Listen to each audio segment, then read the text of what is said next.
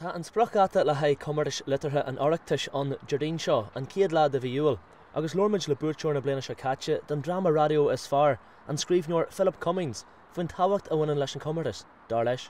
Well, is obair Jónach don chuid smó é scríbhneoireacht na Gaeilge. Sa bhí just nach mé an airgead ar bé géis na Brabus. So tá táhacht leis na Comórtas seo ó híomh an airgead mar tá go leor airgead ar fáil an. Tá hart fa daihead nó daihead a cúig Comórtas faoi lei an agus airgead mór ag dul le coide acu airgead bog ag dul le coide eile acu. Ach tá bíon scríbhneoirí a gceann nach an sin airgead, but tá an tairgead seo ar fáil agus sílam ó híomh na stairide is sort bhíú patrún i gcónaí ag scríbhneoirí na Gaeilge ag fillaí na Gaeilge, na Charlie Moore ní hé na fillaí a bhí an san éisithe amíthe. Ní hé gur bhain siad a saoil amach leis an airgead a grothí siad as an eiliacht é héan as é dhéal bí patrún iad sóna is é an stad an patrún agus bú go mór de scríbhneoirí choristeach ar. Agus dús a héan tá gré eile tá táhachtach lo. Fiú mna bhaine tú dúis fáin tú leirfas ar an rud a chuirtúisteach ar an Comórtas. Agus ní bog an táhacht atá lei sin. Mar aman a scríbann tú rudí an éige agus ní an tú amach go dé hélan duine ar bí ar ach tú héan. Mar tá an aib sin fa aspa léthirí nó aspa léthirí tá sas ar eile gur clac é sin an rud tá tú an scríb. So fiú ní bhíonna géist ach lehanach é fór ach fiú an sin. Célann sé gur arc duine éigen ar de héair gur thug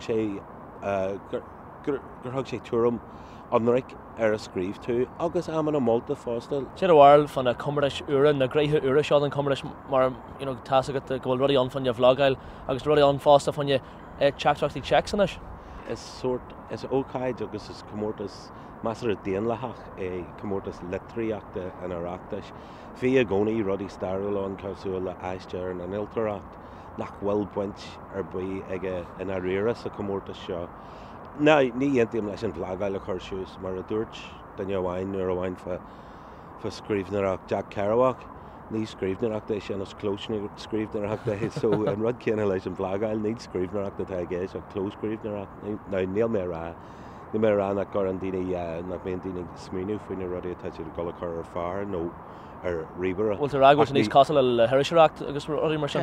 Tá sé ró ní thuirthaí Liteartha ar, ach mar a dúirt mé go stairil faoí na Comórtasí eile seo mar chuidstan na Comórtas Liteartha an Oireachtas nach ró beidir fellanach don teideal sin Comórtas Liteartha an Oireachtas beidir gur ceartdóibh Comórtas scríbhneoireachta an Oireachtas ar chur. Agus ar dearú a gáil rúna sciile linn ar chuirtúisteach ar Comórtas an bliana seo? Well, you see, muna mé na Janu an aglaú seo bheith na chur bail an bailhearú ar an rud tá mé gáil chuirteach an bliana ach an éis tóa ghfuil an sproctad a caiilte. Ach bíú a daoine tá sé beidir róháil am léana ach a bhhain tá dan a bhhain nó gearscail a bhhain agad a thugaid an blímolaí a chur agus é a chur aig den céirín seo thugann. Ach arc ar na Comórtas agus bí ag smíniú mar bíon na Comórtas céanna an a bhblion. Is bí ag smíniú orthú den bblion seo thugann mar tá dúis na maithe an agus mar a dúirt mé tá gréanna eile tá táhachtach an aisiolais. Barlam héan tá na Comórtas Liteartha beidir ar thaobh lo héan. Tá siad sketche ón Comórtas ón Oireachtas mór bhfuil na Comórtas sean nós na Comórtas dásaíachta.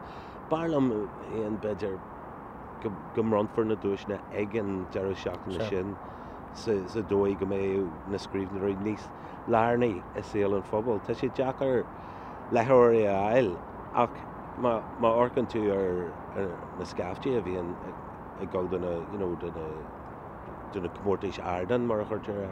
Tá scaftaíonn sin tá Gaeilge acu. Chur na scríbhneoirí an lár agus tean éireacht na leor a dhéal nó ag an am céanna. Well, seo scríbhneoir ag tuairt as cathú don Comórtas héan. Well, Philip, go míle maigad. Na, aber